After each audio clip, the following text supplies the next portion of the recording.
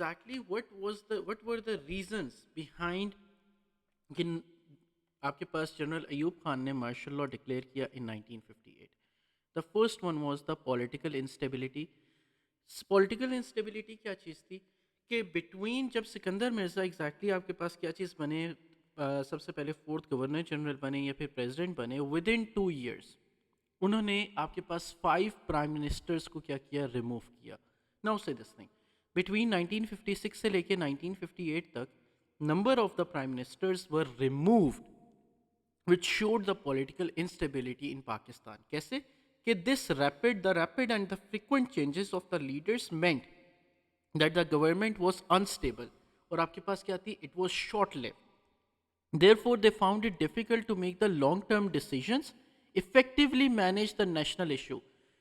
Therefore, जो public का confidence था वो पॉलिटिकल टर्म्स के अंदर या फिर जो पॉलिटिक्स के अंदर या फिर जो आपके पास डेमोक्रेटिक गवर्नमेंट्स के ऊपर क्या हो गया था, बहुत कम हो गया था. Therefore, by 1958 this continuous political instability led to the widespread feeling कि जो सिविलियन गवर्नमेंट है वो फेल हो गई है to manage the country. Therefore, General Ayub Khan imposed the martial law by 1958. General Ayub Khan became convince कि जो आर्मी है उनको अब स्टेप इन करना पड़ेगा ताकि पाकिस्तान को सेव किया जा सके, ताकि जो पॉलिटिकल इंस्टेबिलिटी है इसको दोबारा से हम क्या कर सकें, रीस्टोर कर सकें. Therefore he became he imposed the martial law due to the political instability in Pakistan. Now, the second thing, the weakening position of the Sikandar Mirza. कैसे कि आपके पास perhaps the major reason which immediately triggered the martial law declaration was the weakening position of the Sikandar Mirza. He lost the support from the many leading politicians. अब आपके पास सिकंदर मिर्ज़ा जो कि fourth governor general थे और आपके पास पाकिस्तान के पहले president थे, हुआ ये कि आपके पास he lost the support from the leading politician east Pakistan से भी वेस्ट पाकिस्तान से भी. कैसे? He was increasingly alarmed by the plan from the farmer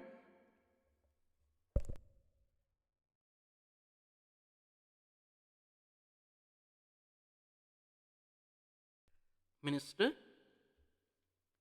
Sohrawardy to unite the powerful political leaders from Bengal and Punjab against him.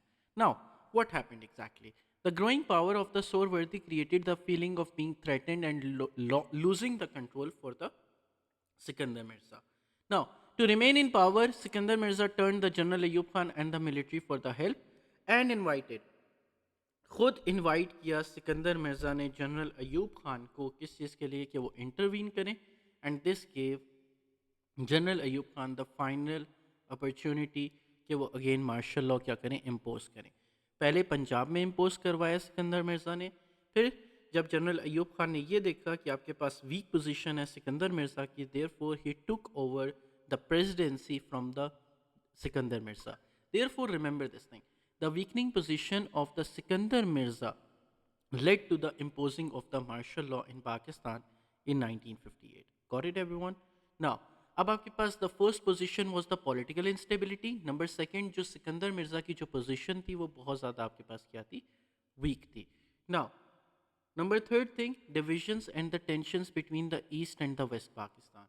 Another important reason for the declaration of the martial law in 1958 was the division and the tensions between East Pakistan and the West Pakistan. East Pakistan के जो politicians थे वो चाहते थे कि उनकी ज़्यादा involvement हो और उनको सीट्स मिलें अकॉर्डिंग टू देयर पॉपुलेशन. क्यों? क्योंकि उनकी 10 मिलियन पॉपुलेशन वेस्ट पाकिस्तान से ज़्यादा है. सो देयरफॉर दे फेल्ट कि जो वेस्ट पाकिस्तान है वो उनको मार्जिनलाइज्ड कर रहा है. कैसे? कि आपके पास 10 मिलियन पॉपुलेशन ज़्यादा होने की वजह से वेस्ट पाकिस्तान को इक्वल नंबर ऑफ सीट्स मिल रही हैं. Therefore the tensions combined with the language issue as well. अब ये लैंग्वेज इशू क्या था? ये आपके पास उर्दू और बंगाली इशू. उर्दू और बंगाली इशू ये चीज़ थी कि दे वांटेड कि Bengali to be made as the official language of Pakistan. However Bengali को ऑफिशियल लैंग्वेज नहीं बनाया गया था. Therefore there were tensions between east and west Pakistan. General Ayub Khan और पाकिस्तान आर्मी ने एट दैट टाइम ये फील किया कि ये जो स्वेयर टेंशंस ईस्ट पाकिस्तान और वेस्ट पाकिस्तान के दरमियान में है, ये आपके पास विद पॉलिटिशियंस ये डिविजन्स क्रिएट कर रही हैं. जिसकी वजह से पाकिस्तान जो है वो और ज़्यादा क्या हो रहा है, डिवाइड हो रहा है. Therefore there is a best way कि अगेन इन दोनों को कंबाइन करने के लिए, यूनिटी लाने के लिए हमें क्या चीज़ करनी पड़ेगी. The Pakistan army needs to intervene क्योंकि ये जो यूनिटी है ये पॉलिटिशियंस नहीं लेकर आ सकते. देयर फोर डिविजन्स और tensions between east and west Pakistan को ख़त्म करने के लिए what happened, the General Ayub Khan imposed martial law in 1958. once again आपके पास जनरल अयूब खान ने मार्शल लॉ कब इम्पोज किया, 1958 में. और अगेन उन्होंने कहा था कि 90 डेज़ के अंदर वो इलेक्शंस करवाएंगे विद इन 3 months. लेकिन अगेन ये मार्शल लॉ आपके पास 11 ईयर्स तक चला, 1958 से लेके 1969 तक. ना अब हमारे पास क्या चीज़ थी, what was the fourth reason, economic and the social challenges. Economic and social challenges आपके पास क्या थे कि finally Pakistan faced economic and the social challenges that governments struggle to handle effectively. कैसे कि बहुत ज़्यादा फूड शॉर्टेजेस आपके पास आ रही थी, सुवेयर फ्लडिंग और ड्रॉट्स की वजह से जो इकोनॉमिक चीज़ें थी वो आपके पास मैनेज नहीं हो रही थी, किससे, गवर्नमेंट से. So therefore what happened that specially in east Pakistan in 1955 जब आपके पास फ्लडिंग आई और आपके पास एक फैमिन आया, लेकिन अगेन जो गवर्नमेंट थी वो उसको हैंडल प्रॉपरली नहीं कर सकी. Therefore the inability of the civilian government to effectively deal with the basic issues of the public. क्या चीज़ की, उनकी credibility रिमूव हुई, उनकी credibility ख़त्म हुई in front of the public. Now, therefore, by 1958, General Ayub Khan as the commander in chief strongly believe कि जो सिविलियन लीडर्स हैं वो इनकेपेबल है ऑफ रिस्टोरिंग द ऑर्डर या ensuring the nation's progress. Therefore he felt that army needs to intervene ताकि country की economic और उनके जो सोशल प्रॉब्लम्स हैं उनको क्या किया जा सके, पब्लिक के एड्रेस किया जा सके. Got it everyone?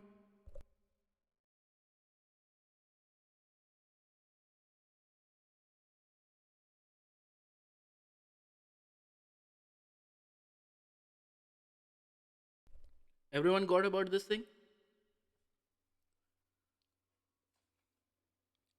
Can you explain the second point again?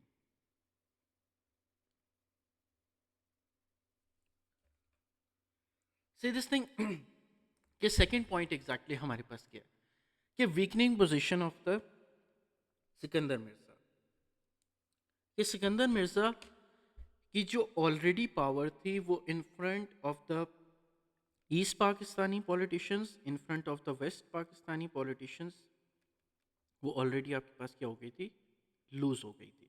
Alright, therefore Sikandar Mirza को क्या किया गया आपके पास, सिकंदर मिर्ज़ा लीडिंग पॉलिटिशियंस के सामने, ईस्ट पाकिस्तानीज़ हों या वेस्ट पाकिस्तानीज़ हों, जब उन्होंने इतने सारे प्राइम मिनिस्टर्स और लीडर्स को रिमूव किया, देयरफॉर उनकी power in front of the politicians already, ये क्रेडिबिलिटी ऑलरेडी ख़त्म हो गई थी.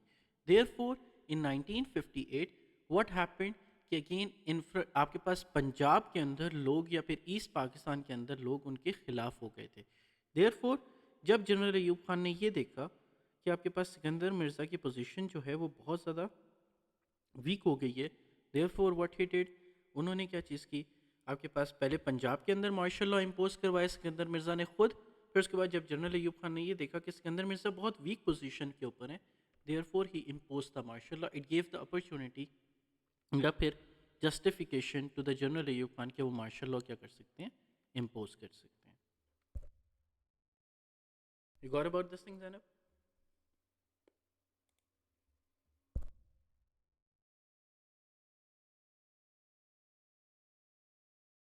So leading politicians and prime minister Sohrawardi united against Sikandar Mirza. Exactly. They did not get they did not got united. वो already United थे.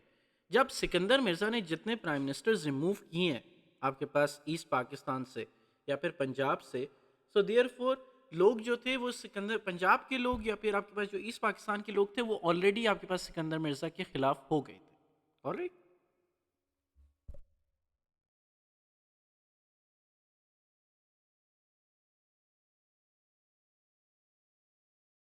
ये बात समझ आई जैनब?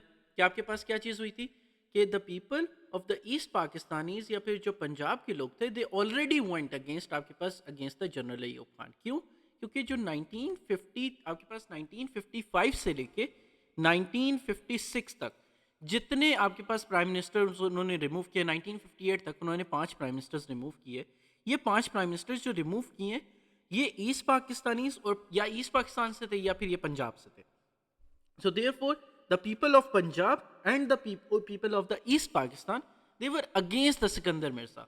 तो जब आपके पास पंजाब के अंदर law and order situation create हुई, सिकंदर मिर्ज़ा ने इनवाइट किया किस चीज़ को? सिकंदर मिर्ज़ा ने इनवाइट किया आपके पास जनरल अयूब खान को कि वो आपके पास क्या चीज़ करें। ही turn towards general Ayub Khan for the military help और उन्होंने उनको कहा कि आपके पास इंटरवीन करें पंजाब के अंदर।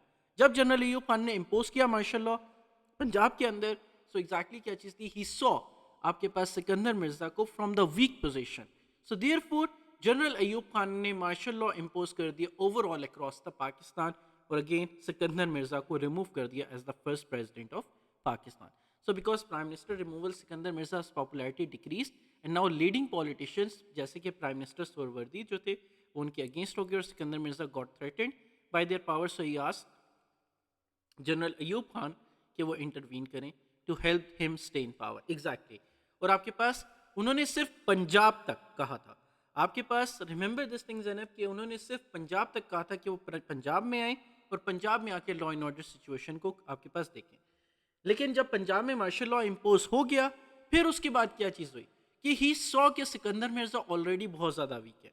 देयरफॉर क्या चीज़ की कि जनरल अयूब खान ने सिकंदर मिर्जा को रिमूव कर दिया एज द प्रेसिडेंट और again first martial law impose कर दिया गया। और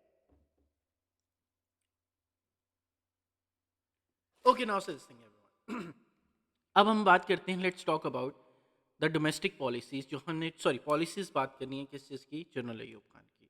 सी दिस थिंग, सी सबसे पहले आपके पास जो डोमेस्टिक पॉलिसी है उसके अंदर आपके पास 3 जो हैं वो मेन पॉलिसीज हैं।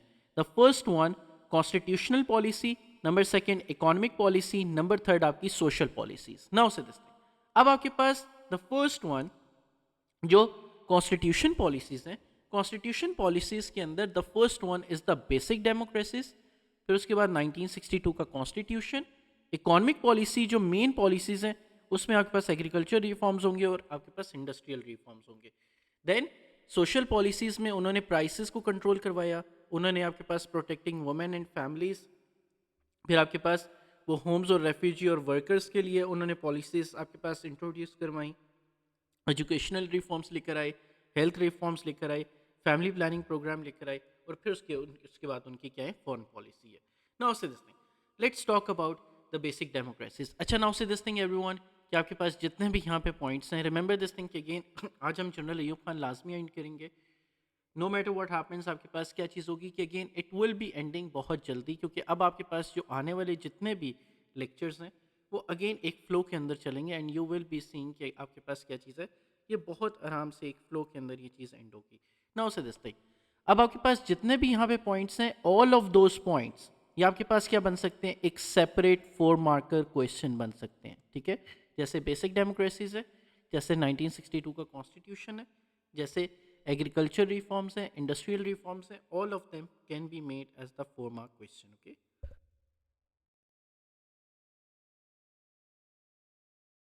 Okay now say this thing, अब आपके पास बेसिक डेमोक्रेसीज का क्या पॉइंट है? ये सी दिस थिंग कि general Ayub Khan introduce the new electoral system जिसको हम क्या कहते हैं? बेसिक डेमोक्रेसीज कहते हैं इन 1959। ठीक है, only need to revise Benazir Bhutto and Nawaz Sharif ka tenure and memorize a bit of the foreign relation. So not worried about the coverage, but rather about what would come in paper. Don't worry about it. And again, जब हम exactly ये जो topicals और past papers को बार बार practice करेंगे after जो 4th of April है, उसके बाद exactly you will become confident about this thing. Okay. Now say this thing. Okay. मैं इस बारे में बात करूँगा, मैं इस बारे में हुसैन बात करूँगा। लेट्स टॉक अबाउट, पहले हम ये एक्जैक्टली जनरल अयूब खान वाली बात खत्म करते हैं, फिर उसके बाद हम आते हैं I will talk about this thing. देखो अब हमारे पास क्या चीज़ है कि बेसिक डेमोक्रेसीज आपके पास एग्जैक्टली चीज़ क्या थी कि this system was the 4 tyre structure. अब जनरल अयूब खान ने ये देखा कि जो लोग हैं उनका भरोसा कंप्लीटली उठ चुका है किस चीज़ से? From the government. और उन्होंने ये देखा कि जो आम इंसान है, जो कॉमन पर्सन है, वो अपनी बात कहाँ तक नहीं पहुँचा सकता? आपके पास टू द टॉप लीडर नहीं पहुंचा सकता. सो व्हाट ही डिड, उन्होंने एक tyre structure of the government start किया. टायर स्ट्रक्चर का मतलब क्या था कि आपके पास 4 टायर्स होंगे. 4 टायर्स क्या चीज थे कि सबसे पहले नीचे की जो स्ट्रीट से लेके आपके पास एक पहले एक टायर होगा, फिर ये टायर एग्जैक्टली दूसरे लोगों को बताएगा, फिर ये आपके पास थर्ड आपके पास लोगों को बताएगा, और उसके ऊपर आपके पास क्या होंगे, फोर्थ टायर होगा जिसके ऊपर जनरल अयूब खान बैठे होंगे. रिमेंबर दिस थिंग, ये बेसिक डेमोक्रेसीज का सिस्टम क्या था कि आपके पास लोगों को इलेक्ट किया जाएगा पूरे पाकिस्तान के अंदर, ईस्ट पाकिस्तान हो या वेस्ट पाकिस्तान हो. अब ये 4 टायर सिस्टम क्या था, first tier, second tier, third tier and then fourth tier, और fourth tier directly in contact होगा जनरल अयूब खान से. अब he wanted to get in contact with every single Pakistani. अब क्या चीज की गई कि आपके पास यूनियन, सबसे पहले ordinary lowest level, ordinary level के ऊपर यूनियन काउंसिल्स बनाए गए. अब यूनियन काउंसिल्स आपके पास क्या चीज थे, जो फर्स्ट टायर हुआ करता था. यूनियन काउंसिल आपके पास क्या चीज थे, intern elected members for the district and the division councils. ये आपके पास द फर्स्ट टायर जो था वो आपके पास यूनियन काउंसिल्स का होता था. फिर उसके बाद आपके पास डिस्ट्रिक्ट और डिविजनल काउंसिल्स का होता था. फिर उसके बाद आपके पास the next thing, third tier and fourth tier. अब क्या चीज़ होती थी कि अगर किसी एक पर्सन ने अपनी बात जनरल अयूब खान तक पहुंचानी है तो वो अगेन क्या करेंगे, उनसे ऊपर जितने लोग हैं उनको ये बात पहुंचा देंगे. वो पर्सन आपके पास इनसे ऊपर एक पर्सन को बात पहुंचाएगा जो आपके पास डायरेक्टली जनरल अयूब खान तक बात पहुंचाएगी. सो क्या चीज़ थी, बेसिक डेमोक्रेसी सिस्टम क्या था. The first thing, 4 tier system था, 1959 में इंट्रोड्यूस किया गया, जनरल अयूब खान ने इंट्रोड्यूस किया ताकि लोएस्ट लेवल से लेके हाईएस्ट लेवल तक आपके पास क्या चीज़ हो सके, आपके पास लोएस्ट लेवल से हाईएस्ट लेवल तक एक गवर्नमेंट सिस्टम बन सके, ताकि कम्युनिकेट किया जा सके from the common people to the highest level. ठीक है, यहाँ तक बात समझ आई. नाउ सर दिस थिंग, अब इनिशियली यहाँ पे इन 4 टायर्स के अंदर कितने लोगों को आपके पास रखा गया, आपके पास 80,000 पीपल वर देयर. कितने लोग थे, 80,000 बेसिक डेमोक्रेट्स को रखा गया. Now with 4,000 from each wing of Pakistan. अब इसके बाद जो नंबर्स थे उनको इंक्रीज कर दिया गया. दीज बेसिक डेमोक्रेट्स बाद में, पहले आपके पास 80,000 रखे गए, फिर उसके बाद क्या चीज़ थी, फ्रॉम ईच 40 ईस्ट पाकिस्तान से, 40,000 वेस्ट पाकिस्तान से. लेकिन बाद में इन नंबर्स को इंक्रीज करके 120,000 कर दिया गया. नाउ अब आपके पास बेसिक डेमोक्रेट्स को, इन्हीं बेसिक डेमोक्रेट्स, ये जो बेसिक डेमोक्रेट्स आपके पास रखे गए, इन्हीं बेसिक डेमोक्रेट्स को आपके पास क्या बनाया गया, it form the electoral college. इसको एक और नाम दिया गया जिसको हमने एक और मिनिस्ट्री हमने इस पूरे 80,000 लोगों को दे दी. हमने इनको कहा इलेक्टोरल कॉलेज. क्या कह दिया हमने, इलेक्टोरल कॉलेज. क्या मतलब था कि अब जनरल अयूब खान ने बाद में पावर के अंदर भी तो रहना था. तो फर्स्ट थिंग कि अगेन उन्होंने इन 80,000 मेंबर्स को चूज करवाया, फिर इन्हीं 80,000 मेंबर्स को कह दिया कि ये मेरा इलेक्टोरल कॉलेज है. मतलब ये इलेक्शंस करवाएंगे और यही जो आपके पास चीज़ डिसाइड करेंगे कि आपके पास प्रेसिडेंट कौन होना चाहिए, that will be the president. So therefore elections करवाए गए, और ऑफ कोर्स ये 80,000 मेंबर्स किसने रखे थे, जनरल अयूब खान ने रखे थे.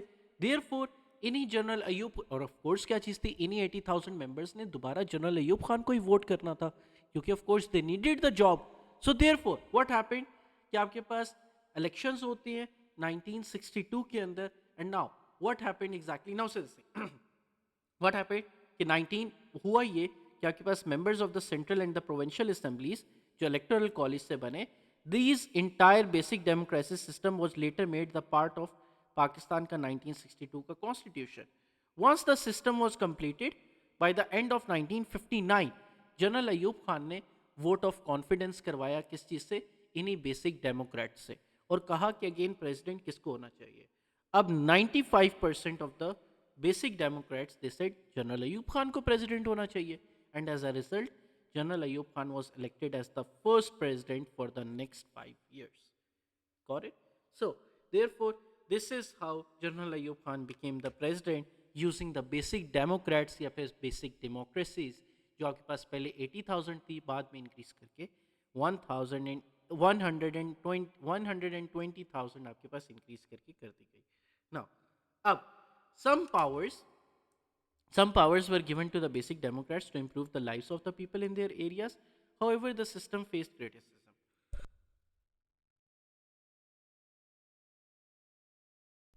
especially from the educated groups. Now, a significant number of the basic Democrats, about 16%, were illiterate कि अब आपके पास ये जो बेसिक डेमोक्रेट्स जो रखे गए इनमें से ऑलमोस्ट 16% जो थे वो कौन थे आपके पास इलिटरेट थे. देन आपके पास 76 पीपल, ओनली 76 पीपल जो थे वो अपना नाम साइन कर सकते थे, बाकी they were illiterate. Now only a small percentage, कितनी 8% की जो एजुकेशन थी वो मेट्रिकुलेशन थी या उससे हायर थी. बाकी सब की मेट्रिकुलेशन से जो 92% थे उनकी मेट्रिकुलेशन से कम थी. मतलब they were not even pass 10%, sorry 10th class. So therefore what happened, अब हुआ क्या, हुआ ये कि जिन्होंने 10th क्लास भी पास नहीं की हुई वो आपके पास बेसिक डेमोक्रेसी सिस्टम के अंदर है, वो 80,000 लोग एग्जैक्टली क्या कर रहे हैं आपके पास, गवर्नमेंट को रन कर रहे हैं. सो देयरफॉर क्या चीज़ की गई, this lack of education among the many basic democrats led to the educational people openly mocking the system. That was the negative point. So therefore remember this thing, positive point क्या था कि एक common person आपके पास general Ayub Khan से directly connected था. कोई issue कोई problem होता था सो डायरेक्टली वो बात जनरल अयूब खान तक पहुंचती थी. That was the positive point. अब नेगेटिव पॉइंट क्या था, क्रिटिसिज्म. क्या चीज़ कि आपके पास ज़्यादातर जो लोग थे वो अनएजुकेटेड थे, ज़्यादातर इसके अंदर जो लोग थे वो इलिटरेट थे. सो देयरफॉर ये 80,000 जो बेसिक डेमोक्रेट सेलेक्ट किए गए ताकि गवर्नमेंट को रन कर सके, ये 80,000 मोस्टली देवर इलिटरेट. नाउ अब आपके पास क्या चीज़ है, द नेक्स्ट वन, ये आपके पास बेसिक डेमोक्रेसी सिस्टम के लिए 4 मार्क का क्वेश्चन. एंड अगेन ये बेसिक डेमोक्रेसी ने रेफरेंडम करवाया, electoral college as the electoral college, और एग्जैक्टली आपके पास with 95% of the vote general Ayub Khan became the president. Okay, now says अब हुआ क्या, 1956 का जो कॉन्स्टिट्यूशन था वो सिकंदर मिर्जा ने खुद एब्रोगेट कर दिया था 1958 के अंदर, राइट. ठीक है, सिर्फ 2 साल के बाद. अब कॉन्स्टिट्यूशन अब नया एक चाहिए था क्योंकि पहला कॉन्स्टिट्यूशन तो खत्म हो गया था. So what happened, Ayub Khan ने 1962 के अंदर सेकंड पाकिस्तान का सेकंड कॉन्स्टिट्यूशन इंट्रोड्यूस करवाया जिसके अंदर presidential form of government introduce करवाई, जिसके अंदर प्रेसिडेंट को सबसे ज़्यादा powers, the vast powers were given to the president. अब प्रेसिडेंट क्या कर सकते थे, कोई भी लॉ अप्रूव कर सकते हैं, रिजेक्ट कर सकते हैं, अपॉइंट कर सकते हैं इंपॉर्टेंट ऑफिशियल्स को जैसे कि मिनिस्टर्स, इवन जजेस, प्रोविंशियल गवर्नर्स. ये सब अपॉइंटमेंट किसके हाथ में होगी, प्रेसिडेंट के हाथ में होगी. देन आपके पास he also had the special emergency powers and could not be removed from office unless impeached. Unless impeached का मतलब क्या चीज़ है कि until and unless he himself do not want to leave, first he himself do not want to leave, एक तो ये आपके पास कंडीशन. नंबर सेकेंड आपके पास क्या चीज़ हो कि कोई उन्होंने कॉन्स्टिट्यूशन को ब्रेक किया, विच मीन्स अ ट्रिजन, या फिर according to the article 6 of Pakistan क्या चीज़ की हुई है कि अगेन वो ट्रिजन के अंदर हो कि उन्होंने पाकिस्तान के खिलाफ कोई गद्दारी वगैरह की है. सो देयरफॉर क्या चीज़ है, he will not be removed from the office. Now, the constitution also introduced a unicameral legislature. देखो यूनिकैमरल किसको कहते थे हम, सिंगल आपके पास हाउस को. बाई कैमरल किसको कहते हैं, 2 हाउसेस को.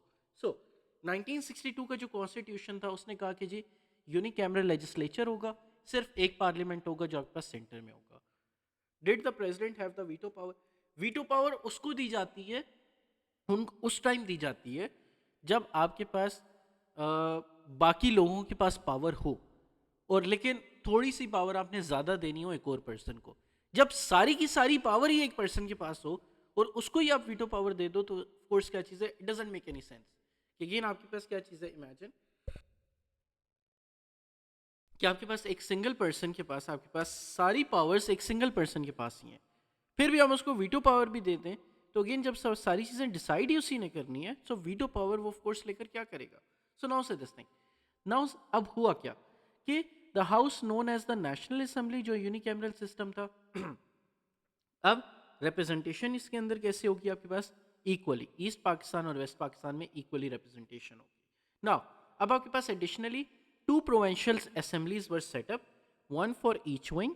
आपके पास 2 प्रोविंशियल असेंबलीज बनाई गई, एक प्रोविंशियल असेंबली ईस्ट पाकिस्तान के अंदर, एक प्रोविंशियल असेंबली वेस्ट पाकिस्तान के अंदर. Now one for the each wing. Now what happened, the constitution also stated that अगर प्रेसिडेंट जो थे आपके पास वेस्ट पाकिस्तान से होंगे तो स्पीकर आपके पास नेशनल असेंबली के कहाँ से होंगे, ईस्ट पाकिस्तान से, and vice so to ensure the balance the constitution officially recognize Urdu and Bengali दोनों को, फाइनली उर्दू और बंगाली दोनों को क्या बनाया गया, नेशनल लैंग्वेज बना दिया गया. फिर it also created the advisory council on the Islamic ideology to guide the government on the legislation. Now, the country was initially named as the Republic of Pakistan, लेकिन again Republic of Pakistan हमें अच्छा नहीं लग रहा था. Therefore, it was renamed with the Islamic Republic of Pakistan. हमने कहा कि again Republic of Pakistan जो है it is not Islamic enough. Therefore, हमें पाकिस्तान का नाम चेंज करके Islamic Republic of Pakistan रख देना चाहिए. Therefore, the constitution, the 1962 का जो constitution आपके पास है, it was named as the Islamic Republic of Pakistan after the public's demand. Now, अब इसकी positive impact क्या है? Now, sir, this thing, अब आप क्या चीज़ है कि अगर 1962 का जो constitution है, अगर आप उसको पॉजिटिव इम्पैक्ट के साथ कनेक्ट कर दोगे, पॉजिटिव लिंकेज के साथ आप कनेक्ट कर दोगे, तो एग्जैक्टली वो सक्सेस बन जाएगी. अगर आप इसी पॉइंट को, इसी 1962 के जो कॉन्स्टिट्यूशन है उसको नेगेटिव इम्पैक्ट के साथ कनेक्ट कर दोगे तो वो आपका फेलियर बन जाएगा. नाउ से दिस थिंग, अब पॉजिटिव इम्पैक्ट क्या था, 1962 कॉन्स्टिट्यूशन के पॉजिटिव आउटकम्स भी थे. Most importantly it led to the lifting of the martial law in June 1962 के जो मार्शल लॉ आपके पास ऑलरेडी लगा हुआ था वो आपके पास लिफ्ट अप हो गया, कि आपके पास सिविलियन गवर्नमेंट वापस आ गई. कि 1962 के अंदर जनरल अयूब खान ने अगेन रेफरेंडम करवाया और रेफरेंडम से एग्जैक्टली आपके पास क्या चीज़ हुई, अकॉर्डिंग टू द कॉन्स्टिट्यूशन ये बिकेम द पाकिस्तान के सेकेंड प्रेसिडेंट. ठीक है. नाउ अब आपके पास which restored the civilian government, the ban on the political parties was also removed, allowing them to resume their activities के अगेन वो अपनी इलेक्शन एक्टिविटीज़ जो हैं वो दोबारा से परफॉर्म कर सकते हैं. Now general Ayub Khan himself took the advantage of this new freedom by forming his own party, the Convention Muslim League, to gain the political support.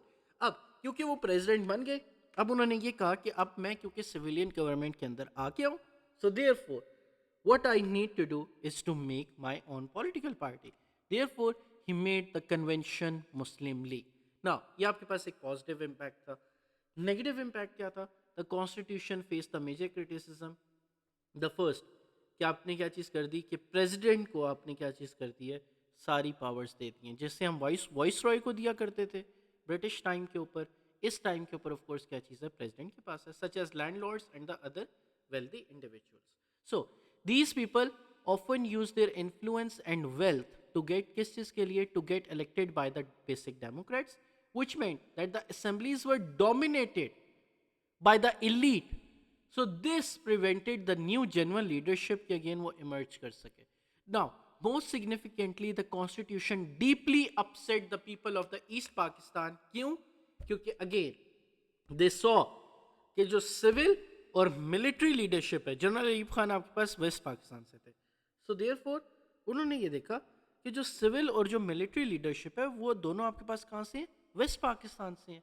Therefore they felt that they have been alienated, या फिर जो आपके पास main leadership है वो कहाँ से है, waste Pakistan से है, और उनके हाथ में कोई भी पावर नहीं है. सो देयरफॉर ये दो पॉइंट्स थे आपके पास, ये दो आपके पास मेन पॉलिसीज थी जो आपके पास कॉन्स्टिट्यूशनल पॉलिसीज हैं, या फिर इनको हम पॉलिटिकल पॉलिसीज भी कहते हैं. अब पॉलिटिकल पॉलिसीज एग्जैक्टली कौन सी थी, first basic democrats, number second 1962 का constitution. Got it? Okay, now say this thing, अब हमारे पास क्या चीज़ है, the next thing we have to talk about the economic policies, जिसके अंदर हम एग्रीकल्चर और इंडस्ट्रियल की बात करते हैं. Let's talk about it.